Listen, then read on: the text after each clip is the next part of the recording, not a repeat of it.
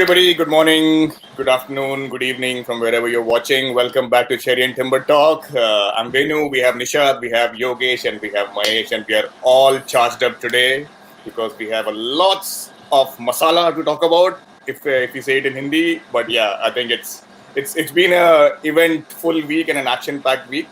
And first and foremost, we'll talk about the T20 international between Australia and India.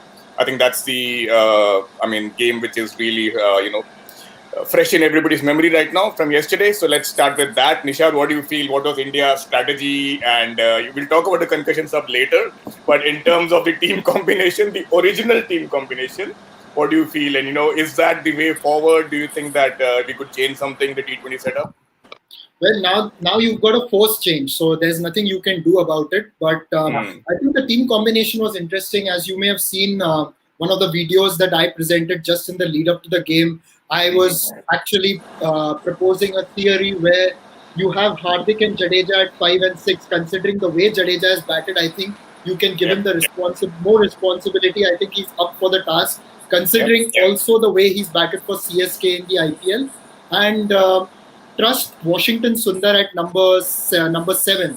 That's what I felt. But India decided to strengthen the batting a little more, getting in Sanju Samson and Manish Pandey. So I thought that was pretty interesting, and playing 3 fast bowlers. So I was quite happy with the combination because it looked good. And later, obviously, but I did feel that maybe a 6th bowling option could help. Now, for tomorrow, I feel, again, it's a theory that I have in my mind, which I think you can leave out maybe Mohammad Shami and possibly bring in Shardul Thakur. It gives in a bit more strength to the bowling as well. And I think Shardul Thakur had done well in New Zealand. Doesn't have the range as far as a bowler is concerned when compared to Bumrah and Shami, but we are also managing their workload going into the test series. So that's possibly one more thing I could suggest. And you can't drop Yuzvendra Chahal after this. You just can't. He has to be in your side. If not for anything, just to get under the skin of the Aussies by his mere presence, considering what's happened in the first game. I mean, that was a surprise, I won't say selection or surprise leaving out of Chahal. Honestly, it did not make any sense unless that, they were looking at an extra batting option, like you said. But, Chahal in T20s, in the shortened formats, is a game changer, especially with the ball. Yes, he wasn't in good form in the first couple of ODIs, but then, you have to trust your best guys on the job. And what do you feel, Yogesh? What's your thoughts on how the Aussies played? Now we're taking the focus from the Indians to the Aussies. Well, I think Aussies did start really well yesterday, didn't they?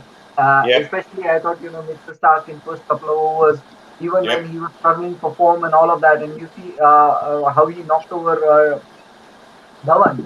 So I thought they made a really good start, and I think, it was, you shouldn't really say this, but after the first 10 overs of Indian, Indian innings and then 20 overs, you'd say this was Australia's match to lose. And I think, they kind of capitulated. Now, whether it was a bit of a Chahal, playing on their minds, or if it was something else, we don't quite know. But I think Australia made a hash of it. I think, under given circumstances, they should have won that game. Especially after the start they got. Exactly, right? And I think the squeeze that they applied on the Indian middle order was quite good. Actually, when started batting, I thought India had started batting very well in terms of just having the right approach going into the match and not sort of bang from the start. And it looked like they kind of pitched in anchor for a long stay. But somehow I think first wicket, then the second, and then somehow we just couldn't get that grip in during the middle overs. But thanks to, I think, Jadeja's pyrotechnics, heroics, and his great form, he gave us something to play with. And I think, we always know when you give something to the team to play with, the morale that would have been absolutely shut, and again that would have been over at 140, you give your team a bit of a chance to say, okay, fine, we're not out of this completely, so, we can come back and kind of make a fight of it. Now, obviously, one or two things did work in India's favor, and we'll talk a bit about that. But I think in the bowling, at least, I think we controlled the innings quite well. We didn't sort of lose our hearts, and Australians were doing really well. So good game overall, I think. Yep. And Mahesh, I think 2 or 3 instances which come to my mind is obviously one is Jadeja's amazing power hitting in the end, which has become a regulation now, in terms of, it's become a revelation now in terms of, every time Jadeja is in the death overs, he's doing some magic. We saw it in the third ODI as well. Second is... every time someone else is in commentary. yeah. He's India's 12th man, but sitting elsewhere, I think. Yeah, and I think two things which came to my mind again. I know we had a couple of really easy chances go down, Manish Pandey and Kohli, but then after those two, it dropped chances. Hardik Pandya's catch and Sanju Samson's catch, and I think those were the two game changers which we don't speak about that much because it happened in the middle of the innings. But then those were really amazing catches, right, Mahesh? I mean, yeah. To me, Sanju Samson's catch was probably far more important for us because it got rid of Steve Smith. Because Steve Smith against India is a big problem. I think once Steve Smith went away, and this time they didn't have Warner at the top of the order along with Finch. So they were, so we had some, some comfort there. But I think overall, like what Yogesh and Nishad also said, is that we played well. Okay, Chahal bowled well. But we should also realize that Zampa has been bowling well right through the series. Look at the one day also, he bowled very well. And yesterday also, he was getting a fair amount of turn. So I think the reason that, I don't know for what reason we did not take Chahal, but I think we made up for it because of the substitute rule that came into play. So, but Zampa has been bowling extremely well, and I was particularly very impressed with the way he was able to turn the ball. There was a little bit of turn on that wicket, because even in the third one day, we saw that there was something for the bowler all the time. And I think the spinners bowled well. But among all them, I thought Natarajan was the key for India. Oh, yes. I think he bowled brilliantly on his debut, picked up 3 wickets, especially the wicket of Glenn Maxwell. The third ball, he got Maxwell out, because we know how dangerous Maxwell has been in this series. Maybe maybe a 3-4 overs, if Maxwell would have had a good run, I think that score would have looked very, very small for Australia. So overall, I think the Indian bowlers actually rose to the occasion, and that's why I think we won the match. Interesting you mentioned about Zampa, because, and I think it's credit to Zampa that Chahal in his post-match conference mentioned that, he has learned a lot of things from Zampa in this series in terms of how do we bowl on these wickets. So, it's interesting that, an Indian spinner crediting an Australian spinner for the way he's bowling there. So that was quite interesting. We just have Bhash commenting, since Ishant is ruled out of the test series, would it be a good idea to make sure Natarajan stays back for the test, considering he's a left-handed bowler and is in good form? I don't think so, because bowling with the white ball is different than bowling with the red ball. Not entirely sure how well he does with the red ball, and plus on these tracks whether those variations will be useful with the red ball. With the white ball, obviously, because there is a pressure to score, you get the bowler is in the game. With the red ball, it's different. Now, Ishant going out is obviously a loss, because Ishant bowls the overs that a fast bowler generally doesn't want to bowl. In the middle, when the ball is not doing much, between the new ball and the old ball, where the ball is not reversing, when the ball is not doing anything, and he's bowling those persistent lines and lengths. So India will miss him. I'm not sure whether it would be a good idea to keep Natarajan. So this is not something I would back. What do you guys think? Yeah, I think we need to give him time, man. It's too early to kind of induct him into tests. We took some time with Bumrah as well, because obviously let him get used to international cricket, and we all know how hard Australia is as a nation to go and play and perform, especially in tests. What do you feel, Yogesh? 100%. I think a logic that a lot of people get driven by is the current form dictates the application of the player into different formats.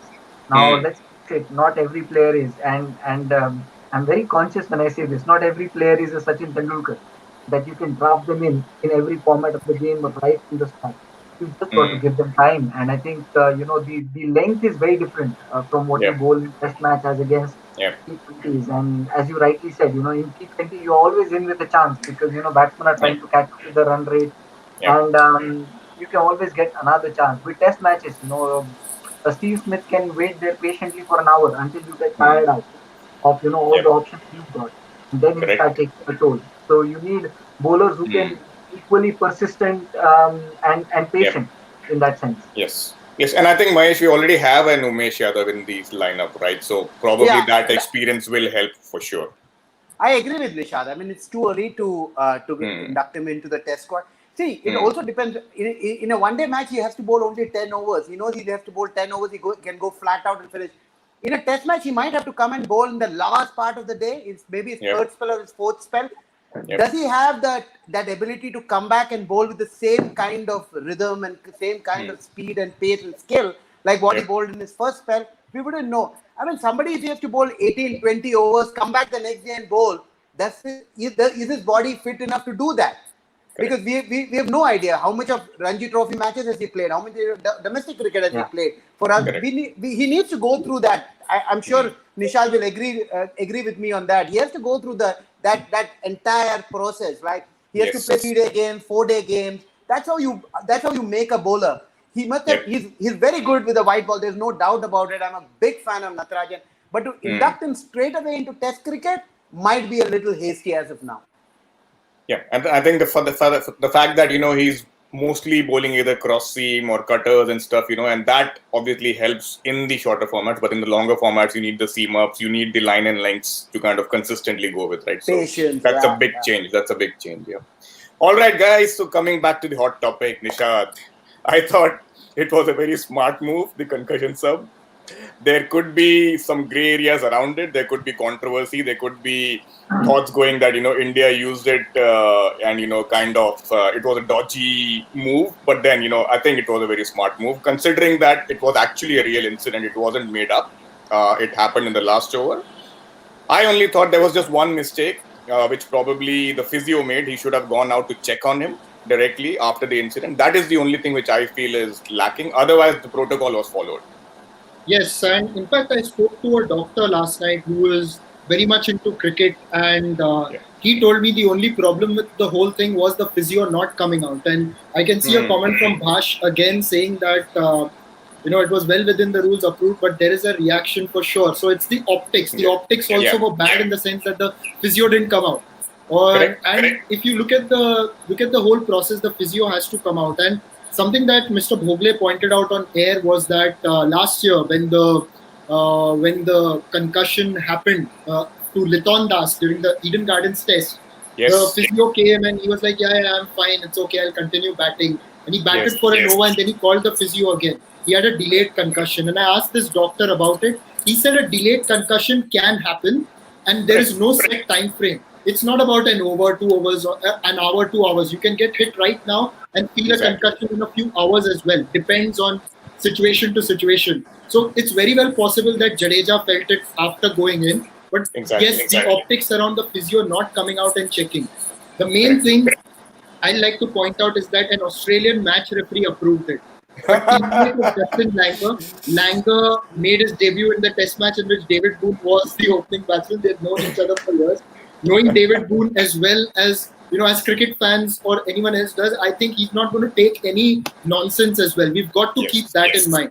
He's not going to buy into any argument. The match referee has that discretion. The match referee has that authority.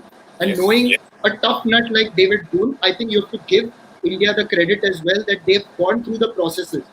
The main point is what I think is again a grey area. Is Chahal a like-for-like replacement for Jadeja? That is the only point. Now that's something that is debatable, but process-wise, I think everything was fine. Boone approved it. Only 2 problems. Why didn't the physio check immediately? And 2 was obviously with regards to the like-for-like substitute. That is what Moises Henriques pointed out in his press conference. Yes, absolutely. I think credit to the Aussies for that. Yeah, sorry, Yogesh. Go ahead.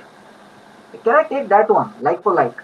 I was about to come to you. So I was just about to say that credit to the Aussies for not crying over the doctor's assessment, but over the rule, So obviously, they know that it's obviously they cannot challenge the doctor's assessment. But I actually agree with Moises Henriques in some manner because I think, Yogesh, we had this debate yesterday as well, right? The like-to-like one. So isn't that a very big gray area? Because, how is it possible that you have 2 similar characters or 2 similar nature players in a team? I mean, tell me about it. There are 2 or 3 things here. And actually, this is what people need to take into consideration. Now, Ravindra Jadeja, batting towards the end of the innings, gets injured. Yes. Ravindra Jadeja is in the team for 2 roles. Yes. As a batsman and as a bowler as well. Bowler. Correct? Now, his role when he was batting off a batsman was coming to an end. The innings gets over. Now, India needs to bring in a replacement for Ravindra Jadeja. Right? Correct. Now, the replacement will be like for like, which means somebody who can bowl. And the turn for bowling comes. And this is where I think, people are missing the trick. That Chahal coming in was a spinner coming in for a spinner who couldn't bowl anymore. Exactly. Also, if you look at the squad that we have, who else could have come in instead of Chahal in that regard, right? You couldn't have somebody like... No, and Yogesh, that is what even Bhash is saying. If you can have a look at his comment right now. Yeah. So in that case, you couldn't have had, let's say, Jasprit Bumrah coming in because he's a fast bowler. So that's not a like for like, even from a skill within a skill perspective, right? Correct. So the options were limited, and in this case, I think the right choice was made. I think a lot of people are overreacting to this because they think apparently India's had an advantage with this. Now, remember, no two players are always going to be the same. Somebody's going to be slightly better, slightly less, right? Yes. But you work within the options.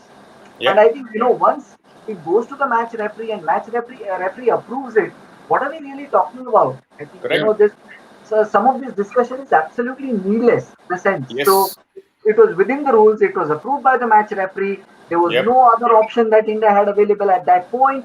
So somebody like Chahal coming in was just the right thing.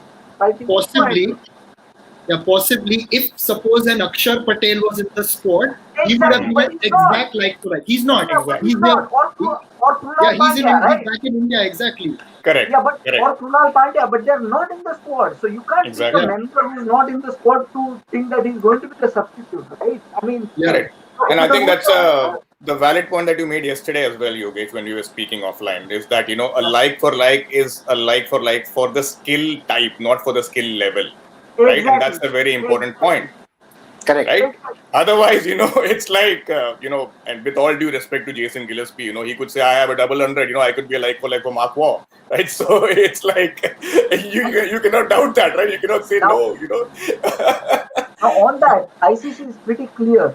So the substitute, when we say like for like, when you switch over into innings and things like that, they also look at the kind of role you are expected to play in the next innings. Correct. So if Ben Stokes gets injured, you find an all-rounder to come in because he can do bat and bowl both, right? And so if a batsman gets injured and if he's not actually going to bowl in the next innings, right? You don't bring in a bowler as a substitute for the batsman. And the rules are clear on that. Now, when the rules are defined well, and they're implemented well, and they're authorized by the person who's supposed to govern them, why all of this discussion? I mean, unless you just want to create a bit of a discussion on Twitter and have a bit of fun. So another thing I'd point out is last year when the whole Bangladesh thing happened and there are two players who got injured and they couldn't replace anyone because the two reserve batsmen in the squad were injured. And they had to bring in Mehdi Hasan Miraz as a replacement for Liton Das, and Mehdi was only allowed to bat. He wasn't allowed to bowl because primarily he's a bowling all-rounder who can bat.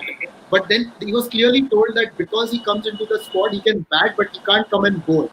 So, Bangladeshi media, to their credit, I remember one of them said that Bangladesh Cricket Board should at least have had the foresight that Dhaka and Kolkata are a 30-minute flight away. You could have brought in a reserve batsman before the test match, but that's what they missed. But again, they had to make do with what they had. Mehdi can bat decently well, so they brought him in. Interesting. So, Mahesh, again, two things here. One is obviously, would we be having this discussion in such an animated manner if Jadeja did not have that hamstring injury? That is number one. Number two is that, is this rule still a grey area? Because do you feel that there should be just a replacement and the like for like clause should be removed and, just get whoever is in the squad, right? Just like we have in football. So I have a cousin in Australia and I was speaking to him as well. And he said the same thing what Nishad pointed out, delayed concussion. So there is, and you can't challenge the a medical doctor. If he says that the player has got delayed concussion, he's got delayed concussion. There is nothing to lie about it. And I don't think India flaunted the rules. They played within the rules. Like what Yogesh said, a spinner to a spinner is the best we could have got because we didn't have any other option. Yep. We can always talk about Akshar Patel and Kunal Pandya and all, but they're not there. They're not available for it. So the closest was Chahal, and we used Chahal. And Australia should not be complaining. They had a lot of runs out of Chahal in the one days. Ideally speaking, he would have been the guy who would have been under pressure bowling to them because he got smashed all over the ground in the first 2 one days. He was dropped from the third one day and from the T20 match. So he was not in great form. But having said all this, one mistake that the physio did was that he did not even walk up to Jadeja when he got injured. And that is a big problem. See, if now we are looking at it from this side, we will say that we played within the rules of the game. Tomorrow, if a similar thing happens when you're playing Australia and if they get a concussion substitute, who might go on to win the game for them, I'm sure we will also be very displeased about the whole thing. So least that the physio should have gone, just tested him, should have asked him whether he can see everything, the basics, and could have come back. And we could have always said that a delayed concussion has happened and he cannot play. For a guy who did not even do that, and he played, I think he scored another 8 or 9 runs. I don't think he scored a lot of runs after that because by the time the match, the innings got over. Yeah. For that, I think we are trying to find issues out of it. If you look at, from the rules perspective, I think we followed the rules. The process was followed. And the match referee was David Boone. He had no problems with it. He agreed to what it was. So I think, it's good after night gossip that we can keep talking about it. Right? Other than that, I don't think there's anything. Also, that's true. And I can tell you from my experience, I've seen a concussion test being done in a cricket game. And I remember talking to the doctor after it. And the doctor told me right now, I remember him saying that right now the player is not concussed, but there is a possibility that he might feel it in the next 2 or 3 hours. So right now he's only dizzy, but there is a possibility that the concussion could set in later. So there is a medical, but I advise him to stay away because if one more hit, then it's sure shot a concussion.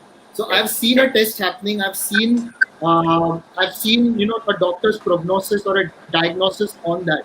So it could be, and then you have to do that particular test. You ask him to follow your finger. You ask him certain questions. Correct. So that needs to be done. And, exactly. So a delayed thing definitely can happen because I've seen it happen, or rather, I've seen it being diagnosed live as well. And now Jadeja has been replaced by Shardul Thakur. So it just validates the fact that that is not possible. Fine. And even like cannot be possible. Not being on the field, Jadeja not being on the field is a 5 runs bonus for Australia, considering the way he's fielding. Not 5 runs. There's maybe a run out and a splendid catch somewhere. Correct. Exactly. Turn the match altogether. Exactly. I think there are 2 things which I'd probably say to kind of wrap this concussion topic at least is one that there are times when the rules work in favor and there are times when they don't. And you have to accept it with a pinch of salt. The rules are there for a reason. This rule is driven by the concern of player welfare, which is well-meaning, well-intended, and progressive. So the rule has to be there. And sometimes, as I said, it might not work in your favor, but that's fine. That's how the game goes. Second thing I'd also say is, with Aussies making too much out of it, right? I think game is now moved on for Australia and England to only have the say about what's right and what's spirit of cricket and where the rule should stand. So I think that time has gone now, unfortunately. So if somebody's feeling bad about it, well, like I said, take it. Bad luck. I agree. Good point, Yogesh. I agree. Now the focus is more towards not just about what Australia and England are doing, but it's more global. And I think, cricket is governed and it's more transparent, if I could say so, in terms of how the rules are played out in the favor of each nation. So, it's a global sport. It's watched by millions, right? So, it's not your Ashes or, just your series down under anymore. Yeah. Interesting. All right, guys. So, coming back to the next debate point, and this one is quite interesting for me, the switch hit.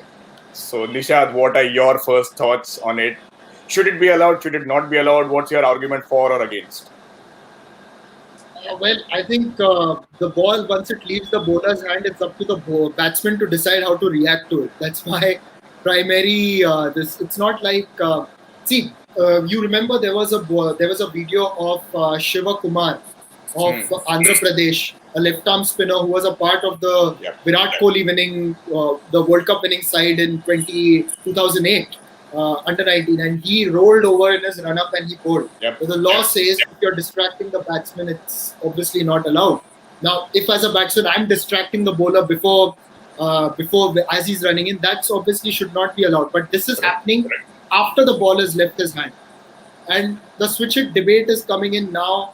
Although I feel that obviously there is a lot of things that are in favor of the batsman, we have to have some things that are in favor of the bowlers. For example, the power play rule, something I don't like in ODIs. I think you should have that extra fielder outside for the rest of the overs as well. Make it tougher. Let the batsmen work. Let them be more skillful. And but I think there's nothing wrong in it. That's my personal opinion, because I've also seen Sachin Tendulkar play a switch hit to Ajanta Mendis in an ODI. They called it a reverse sweep that time. Tendulkar actually got the front foot, like the back foot in front, and swept him. And he's done it a couple of times. No questions were raised. And I think it was perfectly fair because it happened after the ball left the bowler's hand. So I don't see anything wrong with it. That's my personal opinion. Interesting. Mahesh, what is your view?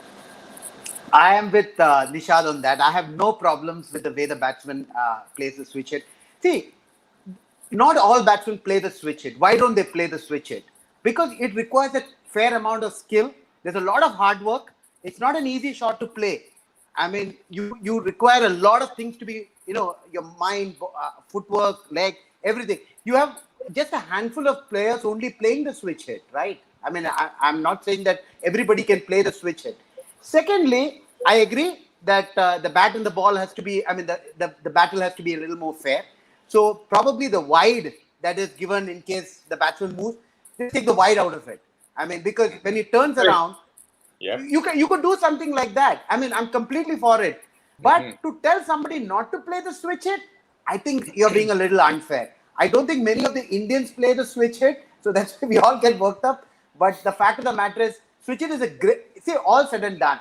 Switch hit, reverse sweep, they're all good to watch. Okay, it's all glamorous shots. Okay, there's a high risk involved into it. So you get the runs, but there's a high risk involved into it. If somebody is ready to play that high risk shot, why stop him? Let him go ahead and do it. If he's skillful enough, he'll score the runs. If he's not, and if you get out playing a reverse sweep or a switch hit, you look like a fool. He's taking that risk and doing it. So I mean, I'm perfectly fine with the fact that switch hit should be completely allowed. I mean, there's no problem as far as I'm concerned.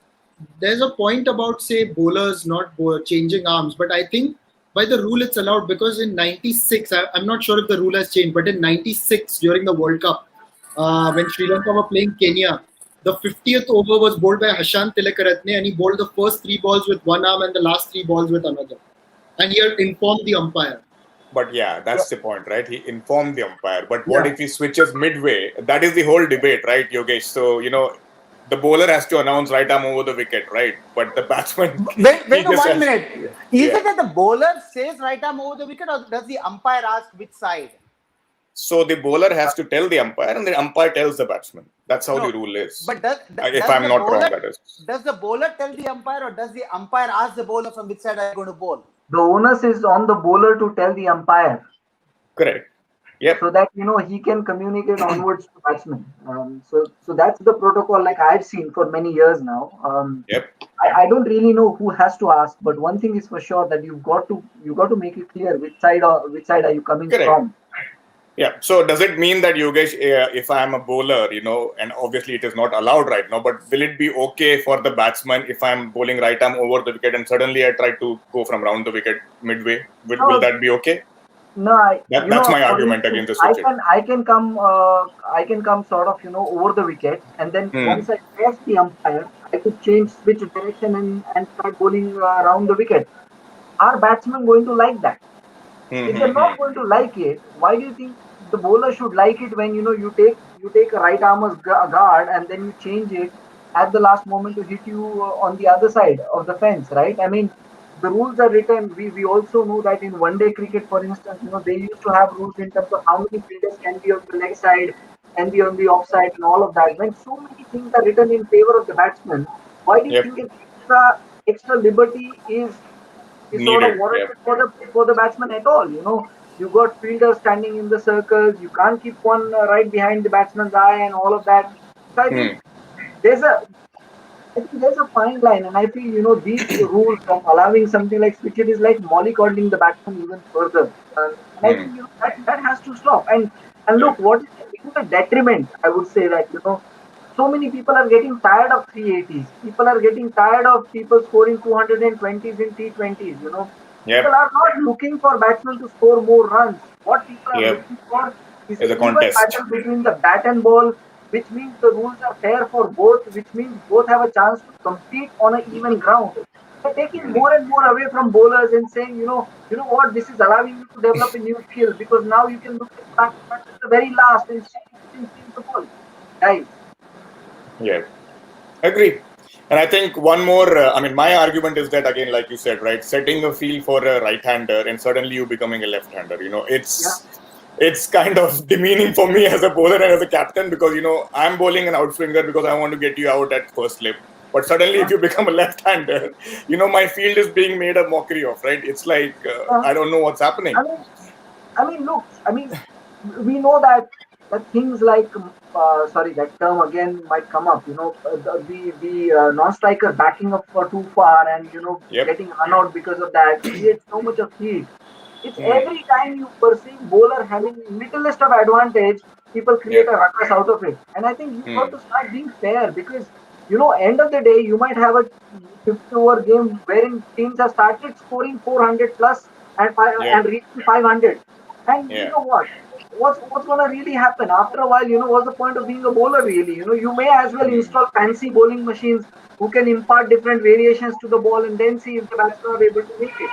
Or how far can you hit it? that will be the contest. Maybe bringing the boundary ropes to 40 meters. Why 30? Why 50 meters also? You bring it closer and closer because crowd wants to see sixes.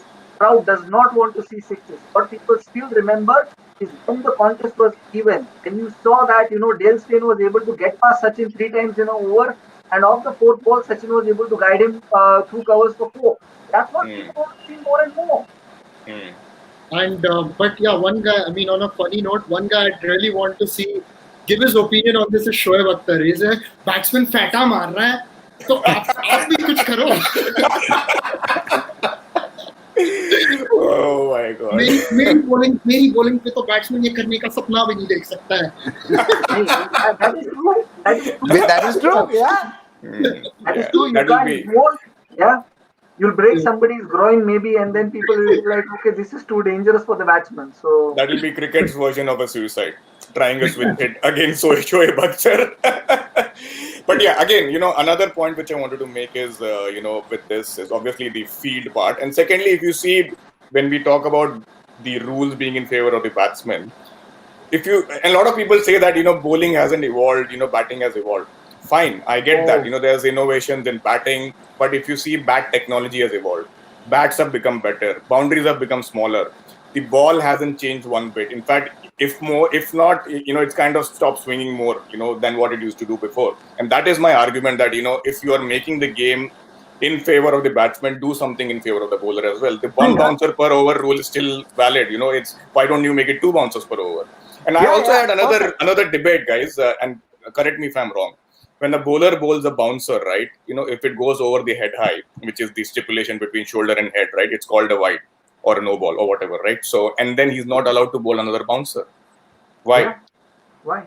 Yeah. Why should he not be allowed to bowl another bouncer, right? Because it wasn't legal delivery anyway. So again, that's another question that, why is it so heavily loaded in favor of the batsman? Because if I miss the bouncer, I should get another chance to bowl another one, right? So that's my whole point. Also, what this entire thing is making is, it's making it even harder to have any kind of comparison between one generation of cricket with the previous generation, for instance, right? Yeah. Let's say, today's batsman playing in a certain way with a 60-meter boundary or maybe, 65-meter boundary. And you've seen people getting caught at 80-meter boundary or 85-meter boundary in the past, right? So the average changed dramatically. The strike rates changed dramatically, and then people go until the cows come home in terms of which batsman was better because of you're looking at numbers and things like that.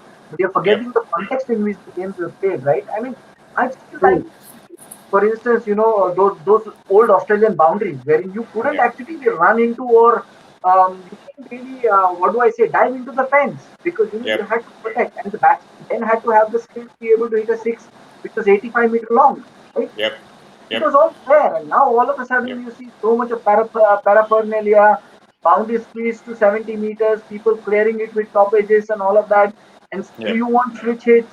You want, bouncers, and you're looking at the height of the full tosses and all of that. Well, that's what one of the batsmen I really would have loved to watch in this era would have been Viv Richards. Viv Richards, Viv Richards in this era, with these bats, with these rules, he would have bossed everyone. He would have done that, I'm sure. I mean, Tendulkar would have been 1.25 times the batsman that he was. Lara, Tendulkar, I think these guys would have nailed it. Skill-wise, they were extraordinary even when the pitches were against their skill, for instance, right? Now and I think, sorry, go ahead, Yogesh. Yeah, now you get pitches which are flat. I mean, the couple of ODIs we played in Sydney, right? That was my next point. Exactly. I was about to come to that point, which is the kind of ODI game you want to see. The first two ODIs that were happening in Sydney this year, or the World Cup semi-final between India and New Zealand and the World Cup final between New Zealand and England. Are those the kind of games that you want to watch as a viewer, or these games which you saw just last week? That answers the question. I would go somewhere in middle. I'd like to watch the 2011 World Cup final, 270, 280 odd. Which is fair. Not an easy case. On a pitch that has something for the bowlers as well. It's just that day, if you saw the dew set in for Sri Lankans and the off spinners couldn't grip the ball. But the way Sri Lanka started with Malinga getting those balls past the batsmen, there was something. So a pitch like that, which is something for both bowlers and batsmen, you get in, you get 270, 280, and then chasing is also not easy. And you also test batsman's mettle, isn't it? In that sense, that there'll be that torrid period of 6 overs, 5 overs, and who can hold their nerves, right? Now, if you've actually seen, I think it was yesterday's game, and somebody was saying when Manish Pandey was batting, right? The commentators were saying, well, something's got to give here because Pandey's not been able to score runs. And then the next thing that happens is he edges Zampa inside the circle, just behind, which means, well, this is what the game has come to. That 5 or 6 balls, now all of a sudden batsmen have started feeling like fish out of the kettle. Correct. The other ODI I remember, I watched these games on YouTube. There was an India-Pakistan game at Gwalior in 2007, and Tendulkar scored 97 in that, the year where he got a lot of 90s. 90s, yeah. And, the way Shoaib Akhtar started, they had Sohail, Tanveer, Rao, Iftikhar all bowling very well. And Saurav Ganguly starts off with a beautiful cover drive, times it very well, and that's Ganguly's last ODI, by the way. And he edged one, and he was caught in the slips. And you could see even Gambhir was not there, and Tendulkar playing and missing to Shoaib, playing and missing, but still sticking by, and he gets those, and gets one ball in his half, it's a cover drive. Sohail Tanveer over pitches through the leg side for 4. And he goes at a strike rate around 100, but the highlights don't show you the number of balls that he was playing and missing. The ones he was leaving, he got hit a couple of times. But that innings itself was so engaging. And later Yuvraj and Dhoni come, they're contending with Abdul Rahman, and they had one more spinner. That too wasn't easy. And India got there with, I think, 2-3 overs to spare. But it would look like it was an easy chase, but it wasn't. The class of the batting came through in that whole run chase. Virender Sehwag, a guy who smashes the bowling, gets a hard-fought 48 in that game at number 4. A hard-fought 48. So that's the kind of one-day game. Mohammad Yusuf batted earlier in the day. He was stranded on 99 not out. Again, a hard-working innings. Strike rate was decent, but you could see that it was a contest between the bat and ball. Absolutely, and I agree. And talking of pitches, guys, and leaving a bit of spice on the pitch, Mahesh, how incredible was Kane Williamson on that Wimbledon grass court, which he played that 250 yesterday. And we realize the importance of his innings because the way West Indies were bundled out. It just goes to show the guy's class. He's too good.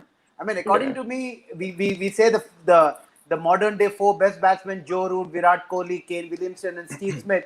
But to me, in Test cricket, I think it's Steve Smith and Kane Williamson who's slightly ahead of Virat and Joe Root. I think he's got such a calm head on his shoulder. He makes you feel so, he's such a delight to watch. Everything is so beautiful. I mean, Kane Williamson, I think a lot of reasons why Sunrisers Hyderabad did well in the IPL is because ever since Kane Williamson started playing, they were a different side altogether. Yes, agree. I mean, he's a fantastic batsman. And on that wicket to score 251 runs. Yep. Amazing. Absolutely amazing. That pitch reminds me of Nishad's background wall, which is it reminded me of Navjot Singh Sidhu saying that in Tendulkar's debut series in Pakistan, the final match at Sialkot, they couldn't differentiate between the outfield and the pitch. Yes. Because Imran said that nobody is going to chop off the grass because there was no result in the first 3 test matches and he was desperate to win. Apparently, Sidhu said, and I don't know whether it's true or not, you've got to take it with a pinch of salt. He said that Imran Khan told the curator, "Tu ghas katega." So that is the thing, Sidhu. You can listen to it and you can. So, but I still remember it was like the outfield, and you can't differentiate between the outfield and the pitch. And with Pakistan's that kind of a bowling attack, it was, I mean, and we know what happened, and Tendulkar scored a half century and India just about survived that match. Yeah. So yesterday, I mean, I think Kane Williamson he's a fantastic batsman. I mean, the more you see, the more you start liking him even. I mean, it's such a joy to watch. Great ambassador for the game as well. Apart from the cricketing part, amazing. No controversy, nothing. Gentleman to the core. Yep. Agreed. Awesome, guys. I think, lots of talking points today. Lots of masala to discuss about. Looking forward to the second T20 International tomorrow. And I think it will be interesting to see the combination that India go with this time around. And really looking forward to seeing how Natarajan goes in the next few games as well. I think he went off to a great start. And I'm looking at the prospect of somewhere, him and Bumrah, bowling for us in the T20 World Cup next year, possibly. That would be an amazing sight to watch. Nailing those Yorkers. And I think, if we can replicate what Sri Lanka did to us in their 2014 final, amazing, right? Both of them from both ends, like Kulasekhara and Malinga, Bumrah and Natarajan. That's one side which I want to see. And that's something which I'm looking forward to. All right, guys. Thank you. Thank you for your time today. Enjoyed this one. And looking forward to next week. We'll come back with more. Thank you. Thank you. Bye. Bye.